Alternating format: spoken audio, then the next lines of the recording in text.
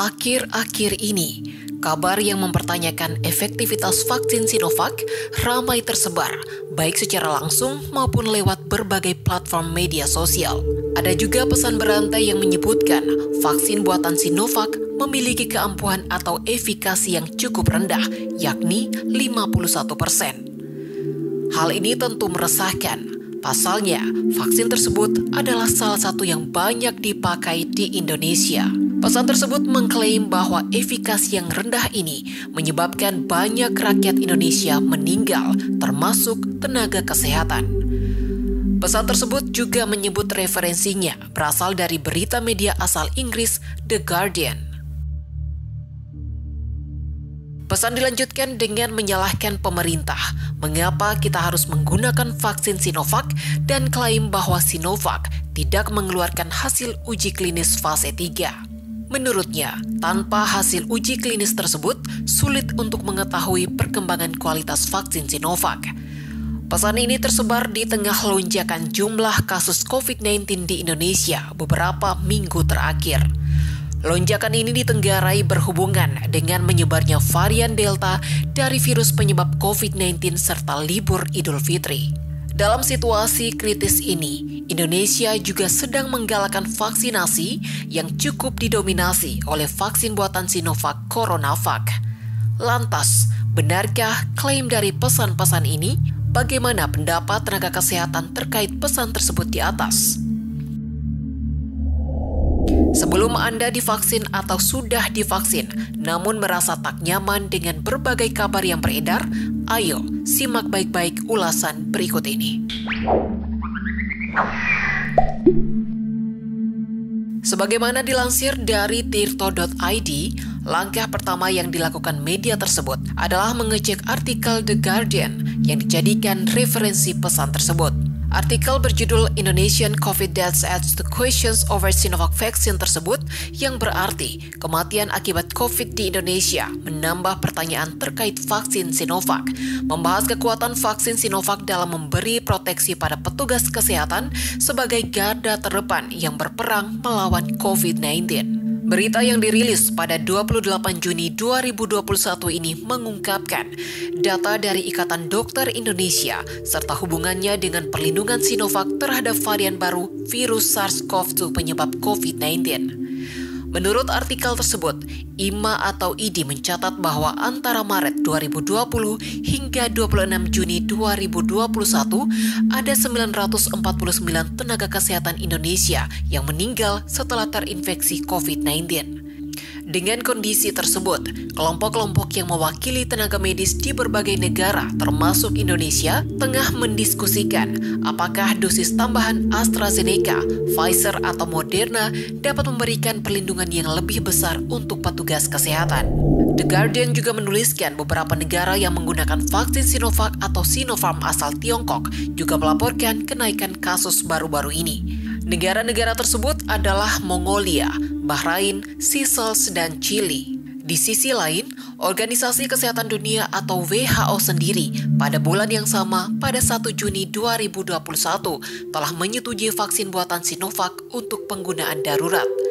Sekali lagi, penggunaan darurat ini didukung oleh data efikasi vaksin berdasarkan uji klinis yang dikutip oleh WHO, yakni Sinovac mencegah gejala penyakit COVID-19 di 51% orang yang divaksinasi dan 100% mencegah gejala parah dan rawat inap karena COVID-19 pada populasi yang diteliti. WHO juga menegaskan bahwa validasi vaksin ini untuk penggunaan darurat juga berarti bahwa vaksin ini dinilai memenuhi standar internasional dalam keamanan, efikasi, dan pembuatannya. Lalu, bagaimana pendapat tenaga kesehatan terkait hal ini? Tirto.id mewawancarai Dr. Nada Aulia, salah seorang dokter umum di Rumah Sakit Jantung Jakarta dan juga interaktif medical advisor di situs kesehatan Alo Dokter. Menurut Dr. Nada, WHO memberikan status penggunaan darurat untuk Sinovac karena kondisi COVID-19 yang semakin genting, selain juga sebagai langkah antisipasi yang dinilai paling efektif dan aman untuk menekan kasus COVID-19. Sebagai catatan, efikasi Sinovac dari studi di Indonesia adalah sebesar 65,3% menurut catatan WHO. Di Brasil, efikasinya sebesar 51%, di Chili 67%, dan di Turki 84%. Perbedaan ini diperkirakan disebabkan oleh perbedaan varian COVID-19 di masing-masing negara dan perbedaan populasi yang dimasukkan ke dalam studi. Namun demikian, efikasi vaksin Sinovac terhadap gejala parah COVID-19 yang membuat seseorang harus rawat inap adalah sebesar 100% di Brasil dan Turki.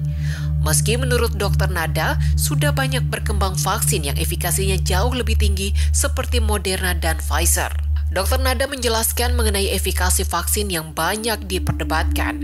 Menurutnya, vaksin adalah langkah aman dan efektif untuk melindungi diri dari COVID-19 yang sudah dibuktikan oleh berbagai penelitian atau uji klinis. Perlindungan ini termasuk pencegahan infeksi COVID-19 bergejala, rawat inap, dan kasus kematian.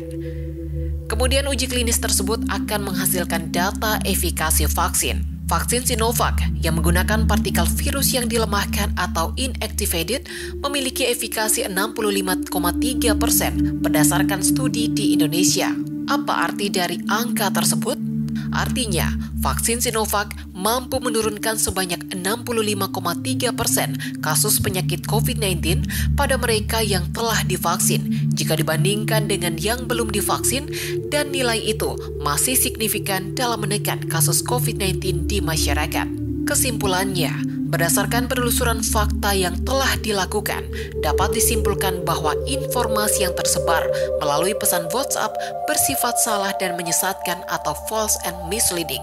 Vaksin yang beredar saat ini, salah satunya Sinovac, sudah terbukti aman dan efektif dalam mencegah COVID-19 bergejala, mencegah rawat inap karena COVID-19, dan mencegah kematian karena COVID-19.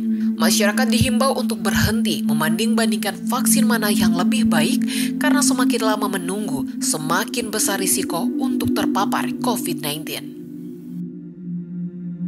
Kita patut bersyukur setelah dilaksanakan PPKM darurat, terlihat dari data penambahan kasus dan kepenuhan bed rumah sakit mengalami penurunan. Kita selalu memantau, memahami dinamika di lapangan, dan juga mendengar suara-suara masyarakat yang terdampak dari PPKM. Karena itu, jika tren kasus terus mengalami penurunan, maka tanggal 26 Juli 2021 pemerintah akan melakukan pembukaan secara bertahap. Saya mengajak seluruh lapisan masyarakat, seluruh komponen bangsa untuk bersatu melawan COVID-19 ini. Memang ini situasi yang sangat berat, tetapi dengan usaha keras kita bersama, insya Allah kita bisa segera terbebas dari COVID-19. Dan kegiatan sosial, kegiatan ekonomi masyarakat bisa kembali normal. Terima kasih. Wassalamualaikum warahmatullahi wabarakatuh.